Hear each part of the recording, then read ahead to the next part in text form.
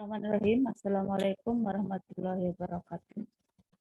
Pada pertemuan kali ini kita akan membahas tentang konsep keperawatan keluarga. Baik, kita lihat untuk definisi keperawatan keluarga. Di sini ada beberapa pendapat tentang definisi keperawatan keluarga. Yang pertama, menurut Depkes RI, bahwa keperawatan keluarga adalah unit terkecil dari masyarakat yang terdiri atas kepala keluarga dan beberapa orang yang berkumpul dan tinggal di suatu tempat di bawah satu atap dalam keadaan saling ketergantungan. Kemudian menurut Salvation Baylen atau Maglaya, di sini definisi keluarga adalah dua atau lebih dari individu yang tergabung karena hubungan darah, hubungan perkawinan atau pengangkatan, dan mereka hidup dalam satu rumah tangga, berinteraksi satu sama lain dalam perannya masing-masing, menciptakan dan mempertahankan kebudayaan. Nah, dengan melihat definisi yang tadi disampaikan, dapat disimpulkan bahwa terdapat beberapa inti yang terkandung di dalam definisi keluarga. Yang pertama adalah keluarga merupakan unit terkecil dari masyarakat. Kemudian dalam sebuah keluarga terdiri atas dua orang atau lebih. Kemudian dalam keluarga itu adanya ikatan perkawinan dan pertalian darah. Kemudian hidup dalam suatu atap rumah tangga di bawah asuhan kepala rumah tangga. Kemudian ada interaksi antara sesama anggota keluarga dan tiap anggota memiliki peran masing-masing. Kemudian keluarga juga menciptakan dan mempertahankan kebudayaan. Selanjutnya untuk ciri keluarga, yang pertama bahwa sebuah keluarga diikat dalam satu tali perkawinan. Kemudian adanya hubungan darah, adanya ikatan batin, ada tanggung jawab masing-masing anggota keluarga, dan ada pengambil keputusan. Kemudian ada kerjasama antar anggota keluarga, kemudian komunikasi, interaksi antar anggota keluarga, dan tinggal dalam satu rumah. Selanjutnya, dari konsep dasar keluarga adalah ada struktur keluarga. Ada beberapa kategori untuk struktur keluarga ini. Yang pertama adalah berdasarkan dominasi jalur hubungan darah. Untuk struktur keluarga dibedakan menjadi dua. Yang pertama adalah patrilineal. Patrilineal ini adalah keluarga yang terbentuk melalui jalur garis ayah. Kemudian untuk matrilineal ini adalah bahwa keluarga yang dibentuk melalui garis ibu. Kategori yang kedua untuk struktur keluarga ini adalah berdasarkan dominasi keberadaan tempat tinggal. Untuk keberadaan tempat tinggal ini dikategorikan menjadi patrilokal. Patrilokal adalah keberadaan tempat tinggal keluarga yang tinggal dalam keluarga dengan atau dari pihak suami. Kemudian untuk matrilokal, di sini adalah keberadaan tempat tinggal keluarga yang tinggal dengan keluarga sedarah dari pihak istri. Jadi cenderung kalau untuk matrilokal ini adalah, dan matrilokal ini adalah kesesuaian dengan tempat tinggal atau kategori berdasarkan tempat tinggal. Untuk kategori yang ketiga, dari struktur keluarga ini ada berdasarkan dominasi pengambilan keputusan. Ini terbagi menjadi tiga bagian. Yang pertama adalah patriarkal, yaitu dominasi pengambil keputusan ada pada pihak suami. Kemudian ada matriarkal, yaitu bahwa dominasi pengambilan keputusan itu ada pada pihak istri. Dan yang ketiga adalah equalitarian, yaitu pengambil keputusan ada pada kedua belah pihak, yaitu suami dan istri. Kemudian untuk ciri struktur keluarga, di sini ada beberapa hal yang sebagai ciri struktur keluarga. Yang pertama adalah terorganisir, yaitu saling berhubungan dan saling ketergantungan antara anggota keluarga. Yang kedua, adanya keterbatasan, bahwa setiap anggota memiliki kebebasan, tetapi juga memiliki keterbatasan dalam menjalankan fungsi dan tugasnya masing-masing dalam setiap anggota keluarga. Yang ketiga, adanya perbedaan dan kekhususan, yaitu bahwa setiap anggota memiliki peran dan fungsi masing-masing.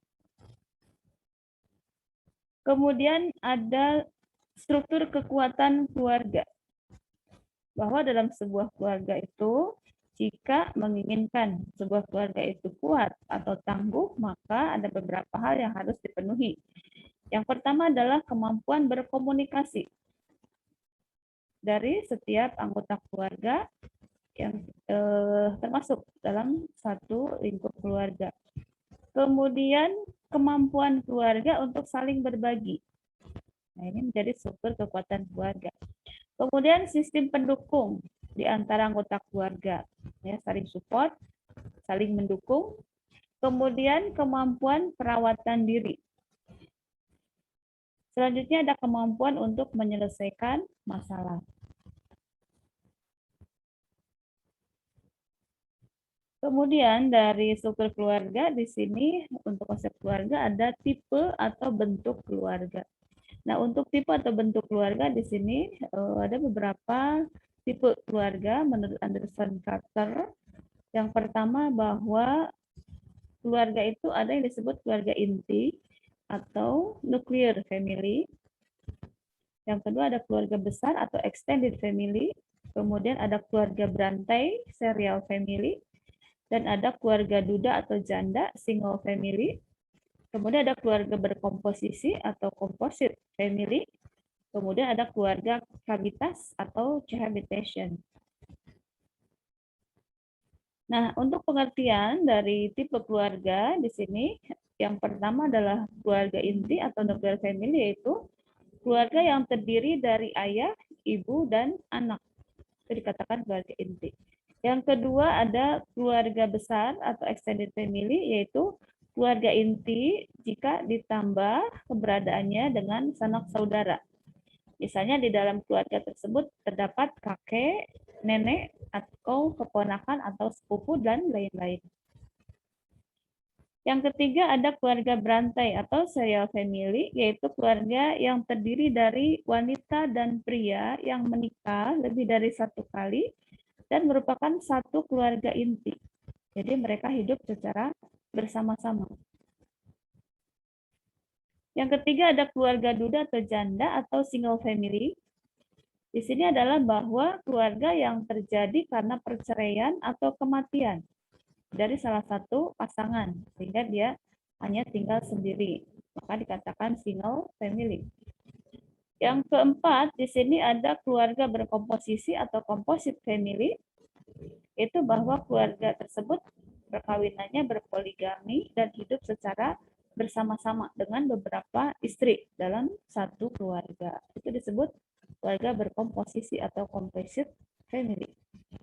Yang kelima ada keluarga habitas atau cohabitation, yaitu bahwa jika dua orang menjadi satu dalam pernikahan tetapi tanpa pernikahan ya, tetapi membentuk sebuah keluarga. Ya, ini barangkali terjadi di beberapa negara ya untuk jenis keluarga habitas. Ya.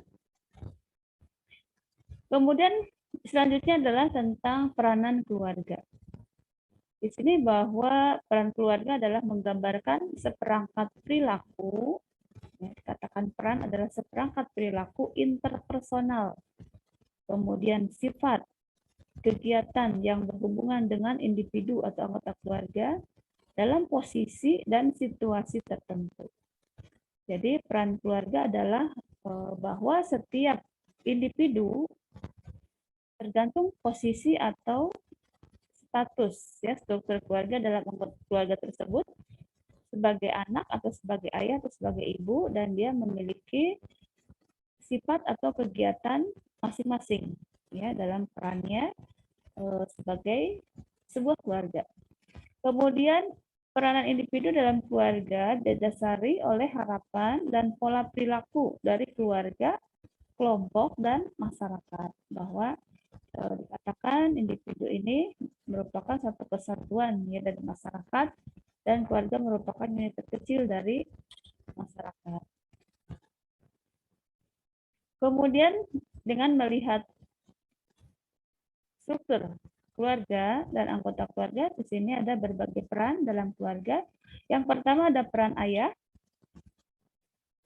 Untuk peran ayah di sini adalah sebagai suami, sebagai ayah dari anak-anak, sebagai kepala keluarga, sebagai pencari nafkah, kemudian pendidik, pelindung, pemberi rasa aman, dan sebagai anggota dari masyarakat dan dari kelompok sosial yang berada di lingkungannya, sesuai dengan yang biasa diikuti oleh seorang ayah.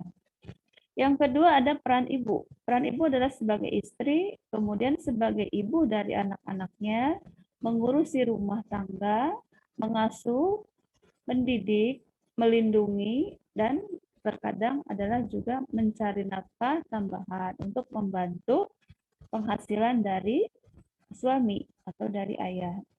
Dan sebagai bagian juga dari kelompok sosialnya. Misalnya terkadang ibu-ibu ikut kelompok arisan. Nah, itu termasuk salah satu peran dari ibu, termasuk peran sosial juga. Kemudian ada peran anak. Peran anak di sini diantaranya adalah melaksanakan peran psikososial sesuai tingkat perkembangannya, baik itu fisik, mental, sosial, ataupun spiritual. Untuk perkembangan fisik, misalnya sesuai tingkatan usia, jika masih usia 1 tahun, dia masih belajar berjalan. Kemudian jika dia sudah remaja, juga untuk peran secara mentalnya, juga itu mereka memerlukan bimbingan, arahan, serta memerlukan teman sebagai tempat curhat misalnya. Dan peran keluarga nanti harus bisa memfasilitasi sesuai dengan tingkatan anak yang ada pada keluarga tersebut. Kemudian juga ada peran sosial, nah, bahwa sebuah keluarga juga harus bisa mengajarkan tentang interaksi sosial dengan lingkungan sekitarnya, dengan teman-temannya, sehingga seorang anak tidak menjadikan bahwa dia itu introvert atau dia tidak bisa bersosialisasi dengan lingkungan sekitarnya. Begitu juga dengan spiritual. Selanjutnya ada fungsi keluarga. Di sini ada beberapa fungsi. Yang pertama ada fungsi biologis. Ini terkait dengan kebutuhan hidup atau kelangsungan hidup keluarga ataupun individu di dalamnya. Kemudian ada fungsi psikologis terkait dengan kasih sayang ya yang diberikan ataupun mental dari masing-masing anggota keluarga. Kemudian ada fungsi sosial terkait dengan interaksi baik di dalam keluarga maupun di luar keluarga atau dengan lingkungan sekitar. Kemudian ada fungsi ekonomi, di sini terkait dengan kebutuhan, kemudian pemasukan ataupun nafkah ataupun pengeluaran. Kemudian ada fungsi pendidikan, di sini terkait dengan pembelajaran atau bagaimana cara mendidik seorang anak, baik itu dari segi kedisiplinan, perilaku, akhlak, ataupun pembelajaran. Kemudian, nah kita lihat di sini untuk masing-masing fungsi ada beberapa tugas ya keluarga untuk melaksanakan fungsinya sesuai dengan fungsi keluarga, sesuai dengan indikator fungsi keluarga. Yang pertama untuk fungsi biologis di sini bahwa keluarga itu adalah bisa meneruskan keturunan. Jadi bisa memiliki anak, itu termasuk fungsi biologis. Kemudian memelihara dan membesarkan anak, juga itu termasuk fungsi biologis.